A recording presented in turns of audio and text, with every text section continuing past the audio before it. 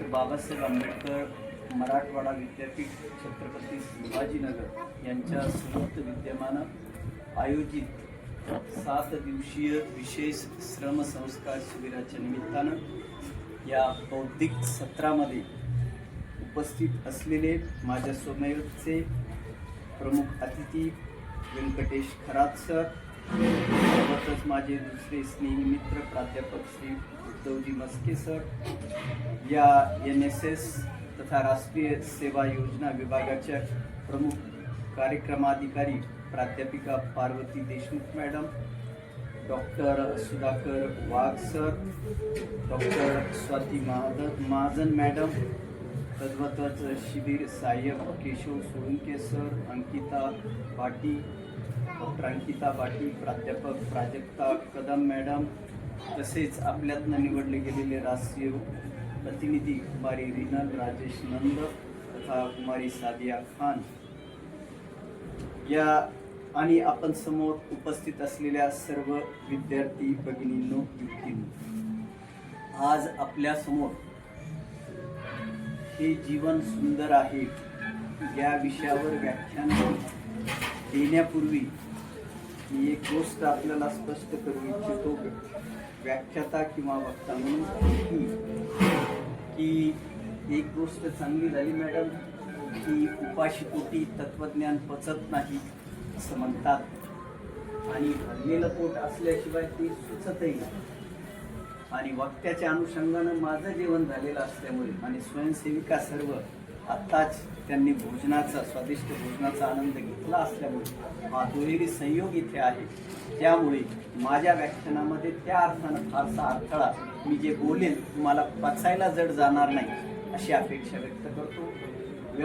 वक्ता म्हणून दुसरा शब्द आपल्याला हा देतो की आमच्याकडे असं म्हणतात नेहमी, माझा यावर ठाम विश्वास आहे की प्रत्येक डॉक्टरला पेशंटचा ताप कळाला पाहिजे आणि चांगल्या वक्त्याला श्रोत्याचा संताप कळाला पाहिजे.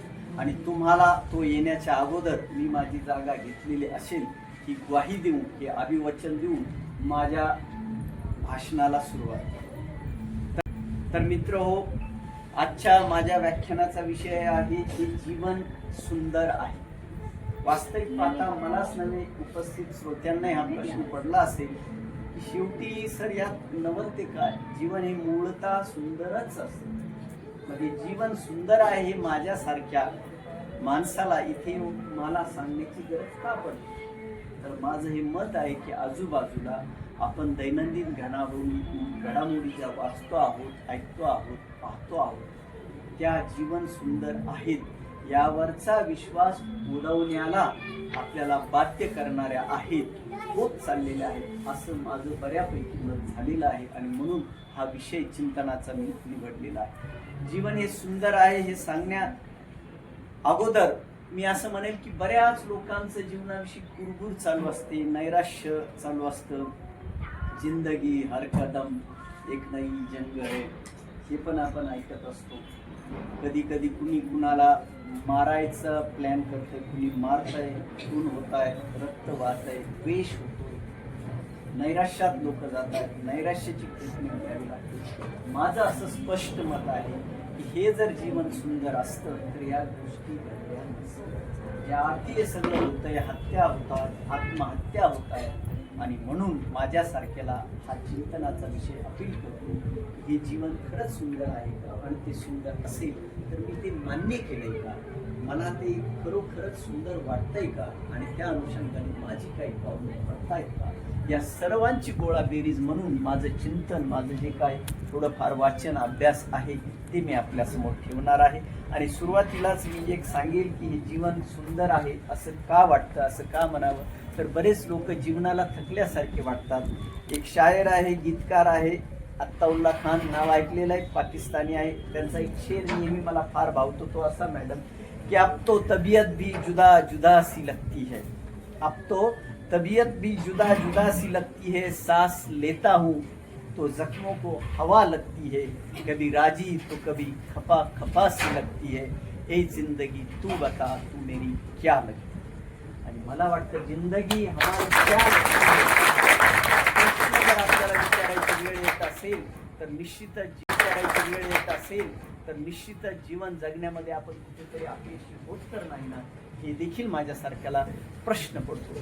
जिंदगी तू मेरी क्या लगती है, बहुत सगी लगती है हो, सगी और सही लगती है, सही मायने, पण आपण ते जगत नाही। जीवन हे जगता आलं पाहिजे। बऱ्याचदा जीवन आपल्या हिंदी चित्रपटातला गाजलेला डायलॉग आहे, बाबू मुशा है जिंदगी लंबी नाही बडी होनी चाहिए।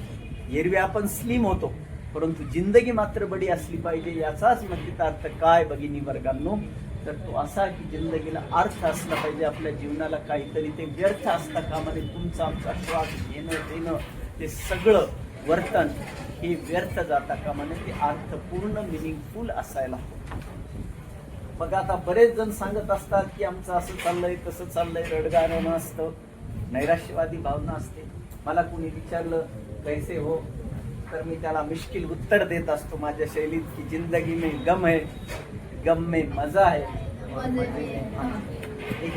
आणि म्हणून त्या मजेमध्ये गम मध्ये मजा ज्याला घेता येते त्याला मला वाटतं जिंदगी जगता येते। ही विजुगुषी वृत्ती देखील आपण या निमित्ताने अंगी बांधायला हरकत नसावी, नवे नवे ती बांधली पाहिजे। आता मग जीवन सुंदर आहे तर यासाठी पहिलं आपण काय कटाक्ष टाकला पाहिजे, तर जीवनाकडे पाहण्याचा आपला दृष्टिकोन नेमका कसा आहे, जीवन आपल्याला कसं दिसतंय। 6चा आकडा जसा वेगवेगळ्या दिशेने पाहिल्यानंतर इंग्रजीचा म्हणतोय मी, कुणाला तो 9 दिसेल, कुणाला 6 दिसेल। तुम्ही कोणत्या दिशेने कोणत्या अँगलनं त्याला पाहता त्यावर ते ठरते। मला वाटतं जिंदगीचंही असंच नाही का, जीवनाचंही असंच आहे, आयुष्याचंही असंच आहे। मेरा जीवन कोरा कागद था कोरा ही रह गया, रंग कधी भरणार त्याला, 16 मुळा झाल्यावर, कागद फाटल्यावर। तेरा जीवन कोरा कागद था मान्य आहे, त्याच्यावर काही लिही, ती जिम्मेदारी नियतीने तुमच्या माझ्यावर लिही, त्याच्यावर आपण आपलं अक्षरे आपले ब्राईट फ्युचर कोरायचं काम आपण केलं पाहिजे। आणि म्हणून जीवनाकडे पाहायचा दृष्टिकोन, परसेप्शन कसं असतं आमच्या इंग्रजीत मध्ये, की एकदा असं झालं की महाभारतामधला प्रसंग आहे की युधिष्ठिर आणि दुर्योधन दोन्ही होते तथाकथित। त्या काळच्या तत्वज्ञांनी बड्या लोकांनी जे काही ऋषीमुनी होते त्यांनी सांगितलं की दुर्योधना उभा राहा आणि या राज दरबारामध्ये कोण चांगलंय ते मला सांग, 5 चांगल्या लोकांची नावे सांग। दुर्योधनाने कटाक्ष टाकला आणि तो म्हणाला गुरुजन इस सभा में कोई भी अच्छा नहीं। जसा दुर्योधन होता तसं तो खाली बसला। नंतर युधिष्ठिराला प्रश्न विचारला, हे धर्मराज युधिष्ठिर, या सभेमध्ये 5 नावं वाईट माणसं कोण आहेत ते मला सांग। युधिष्ठिरानं निरीक्षण केलं, सगळीकडं पाहिलं आणि युधिष्ठिराचं उत्तर ऐका, तेही शॉकिंग होतं की